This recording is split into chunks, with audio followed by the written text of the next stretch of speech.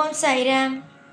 என் அன்பு செல்லமே, என்னுடைய அழகான தங்கமே, உன்னை நான் எப்போ பார்த்தாலும் அழகான தங்கமே அழகான தங்கமே இப்படி தான் சொல்லுவேன். உனக்கு அதனால ஏதாவது தோணிருக்கா? என்னடா இது எப்போ பார்த்தாலும் சாய் அழகான தங்கங்கிறாங்களே அப்படின்னு ஏதாவது தோணிருக்கா? ஏன்னு சொல்கிறேன்னு கேள். உன்னுடைய மனதும் சரி, உன்னுடைய முகமும் சரி, எல்லாமே அழகுதான். உன்னை சுற்றி அத்தனை பேர் இருப்பாங்க. அத்தனை பேரும் என்ன சொல்லுவாங்க? உன்னை முகத்தை பார்த்து அழகா இருக்க அப்படிம்பாங்க. மனசை பார்த்து யாராவது சொல்லியிருக்காங்களா? உன் மனசு அவ்வளோ அழகான மனசு அப்படின்னு யாராவது சொல்லியிருக்காங்களா? சொல்ல மாட்டாங்க. ஏன்னா பொறாமை. நீ நிறைய பேருக்கு உதவி செய்கிறல்ல, உன்னால் முடிஞ்ச உதவி செய்கிறல்ல, யாராவது ஒருத்தவங்க உன்னை பார்த்து நீ இவ்வளோ உதவி செய்ய உன் மனசு மாதிரி யாருக்குமே வராது அப்படின்னு சொல்லியிருக்காங்களா? சொல்ல மாட்டாங்க. என்ன பொறாமை. இந்த பொறாமையினால ஒரு பெண் உன் பக்கத்துலேயே, அதாவது உன் தெருவிலேயே இருந்துக்கிட்டு நீ வெளியே போகிறதும், நீ ஆடை உடுத்துவதுடைய அழகை பார்த்தோம், அதே மாதிரி உன்னுடைய குடும்பத்தோடு சந்தோஷமாக இருக்கிறத பார்த்தோம் பொறாமப்பட்டு தன்னுடைய வாழ்க்கையை கெடுத்துக்க போகிறோம் அப்படிங்கிறது தெரியாமல் தேவையில்லாத இடத்துக்கெல்லாம் போய் உனக்கு எதிராக ஏதோ செய்கிறாங்களாம். செய்கிறா, அதுதான் உண்மை. அந்த பெண் செய்கிறாள். அந்த பெண்ணுக்கு தன்னிடம் இருப்பதை வைத்து வாழ தெரியல. என்ன நம்மள்கிட்ட இருக்கோ அதை வச்சு வாழணும் அப்படிங்கிறது தெரியாமல் மற்றவங்ககிட்ட இதெல்லாம் இருக்கே, மற்றவங்களுடைய வீட்டில் என்ன இருக்குது அப்படிங்கிறத புரிஞ்சிக்க தெரியாத அந்த பெண் உன்னுடைய வாழ்க்கையை பார்த்து பொறாமை.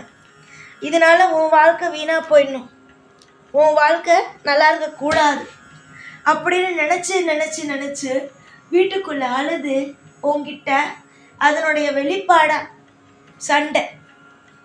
உன்னை பார்த்து பொறாமை, அதனோட வெளிப்பாடு சண்டை. எங்கே நீ வாசலுக்கு போனாலும் ஜாடையில் பேசுறது, சண்டை போடுறது, ஒவ்வொரு நிமிஷம் ஏதாவது ஒன்று சொல்லி மற்றவங்கள கலப்பி விட்டு உன் வாழ்க்கையில் ஒன்று கஷ்டப்படுத்தி அழ வச்சு, இதுதான் அந்த பெண் பண்ணுறான். அது பண்ணால் கூட பரவாயில்ல, மற்றதும் பண்ணும்போது தான் மனசு கஷ்டமாக இருக்குது.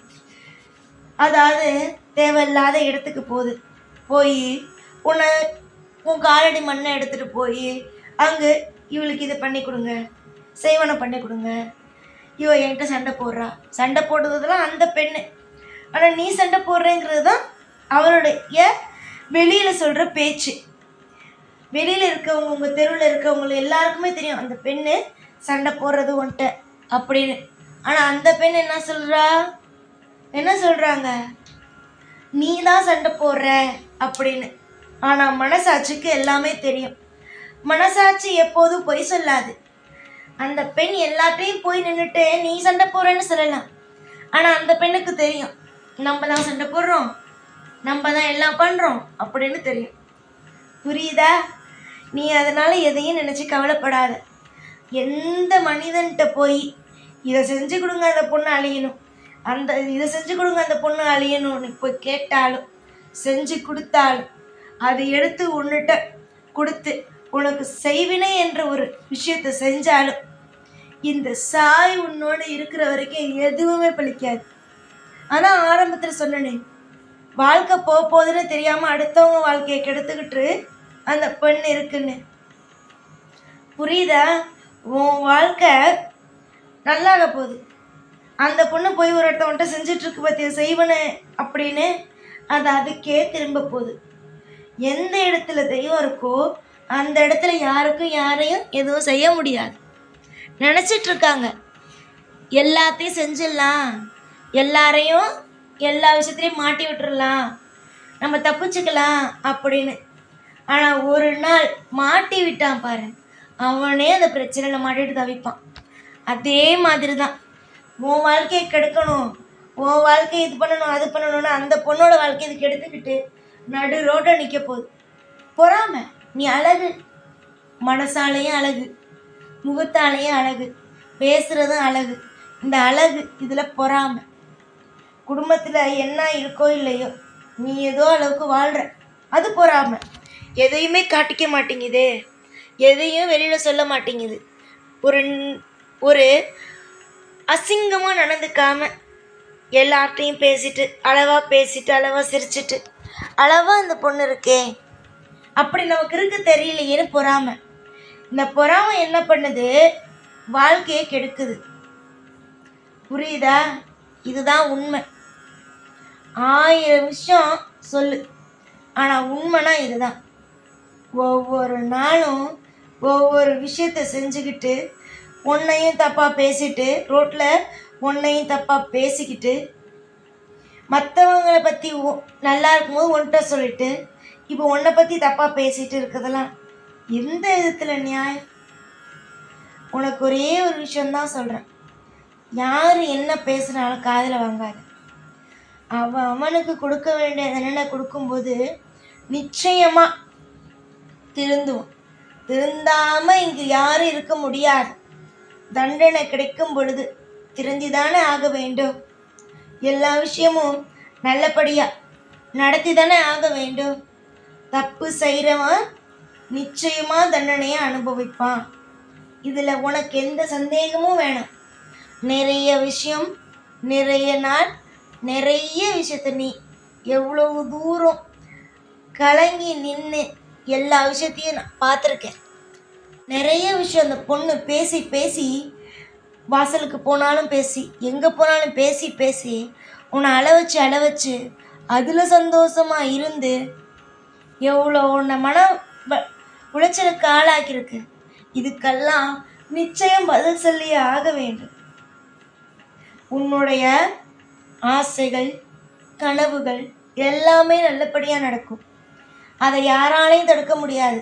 நினைக்கிறாங்க எல்லாத்தையும் தடுத்துடலாம், நம்ம செய்வன அப்படின்னு ஏதாவது ஒரு மந்திரத்தை தந்திரத்தை போட்டால் உடஞ்சிருவாங்க, வாழ்க்கையில் முன்னேற மாட்டாங்க, அழகு போயிடும், அறிவு போயிடும், குடும்பத்தில் ஒற்றுமை இருக்காது. இதெல்லாம் யாருக்கு தெரியுமா? செய்கிறவனுக்கு அப்படி திரும்பும். அவ்வளவுதான். யாரோட தெய்வம் இருக்கோ அவனுக்கு பாதுகாப்பான வாழ்க்கை. அதனால தான் இந்த மந்திரத்தை சொல்லுங்கள், இந்த மந்திரத்தை சொல்லுங்கள், இந்த மந்திரத்தை சொல்லுங்கள் அப்படின்னு சொல்கிறது எதுக்கு? இதுக்கு தான். அதை புரிஞ்சுக்கிறவங்க புரிஞ்சுப்பாங்க, புரிஞ்சிக்காதவங்க புரிஞ்சிக்கவே மாட்டாங்க. புரியுதா? நீ புரிஞ்சுக்கிட்ட, அதனால உன்கிட்ட எதுவுமே வரல, அந்த பொண்ணு செஞ்ச எதுவுமே வரல. இப்போ அப்படியே அந்த பொண்ணுக்கு திரும்பிடுச்சு. குடும்பமாக சேர்ந்து ஆட்டமாக ஆடினாங்கல்ல, அந்த பொண்ணுக்கு திரும்பி அந்த பொண்ணோட வாழ்க்கை இப்போது நடுரோட்டில் நிற்க போது. இதுதான் உண்மை. நீ பார்த்துட்டே இரு. எவ்வளோ பெரிய வசதியாக இருந்தாலும் ஒரு நிமிஷத்தில் சரிஞ்சிடும். அதை தான் அந்த பொண்ணு பண்ணியிருக்கு. தனக்குத்தானே கேடு வச்சுட்டு அடுத்தவனுக்கு வைக்கிறேன் அப்படின்னு நினச்சிட்டு தனக்குத்தானே கெடுதலை செஞ்சுட்டு அந்த பொண்ணு. இதை யாராலும் அந்த பொண்ணை காப்பாற்ற முடியாது. நீ என்னிடம் அவன் சொல்லாத சாயி, அந்த பொண்ணை கொஞ்சம் காப்பாற்று சாயி, ரொம்ப கஷ்டப்படுது, பாவம் பார்க்காத. ஏன் பாவம் பார்க்காதன்னா, நீ சொன்ன ஒன்று நான் கேட்க போகிறதில்ல. தவறு செய்தால் அனுபவிக்க வேண்டியது கடமை. உன்னோட வாழ்க்கையில் நீ தவறு செஞ்ச அனுபவிக்கிற, அதே மாதிரி அந்த பொண்ணு தவறு செஞ்சது அனுபவிக்குது. இதுதான் உண்மை. இதை புரிஞ்சுட்டாலும் சரி, புரியலைனாலும் சரி, பொறுமையாக இரு.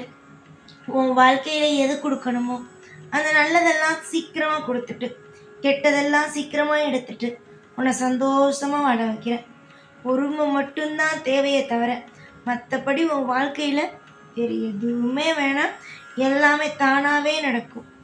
எல்லா நிமிஷமும் எல்லா நொடியும் வந்துட்டே இருக்கு. உனக்காக நான் கொடுத்துட்டே, சந்தோஷத்தை கொடுத்துட்டே இருப்பேன். நீ அதை பெற்றுக்கொண்டு இன்னும் இன்பமாக வாழ்ந்துட்டே இரு.